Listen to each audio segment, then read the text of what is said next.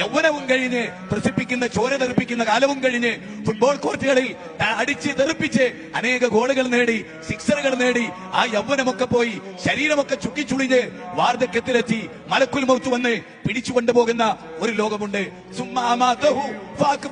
നിങ്ങൾ മരിക്കുകയും ഖബറിലെത്തുകയും ചെയ്യും. അതേ, ബാപ്പ കൂട്ടിനില്ലാത്ത, ഉമ്മ കൂട്ടിനില്ലാത്ത, ചാരച്ചിരിക്കാത്ത, സ്വകാര്യതകളില്ലാത്ത, ആരുടെയും പിന്തുണയില്ലാത്ത ഒറ്റയ്ക്ക് പള്ളിക്കാട്ടിൽ പോയി അവിടെ കിടത്തി എല്ലാ കുടുംബക്കാരും മടങ്ങിപ്പോരും.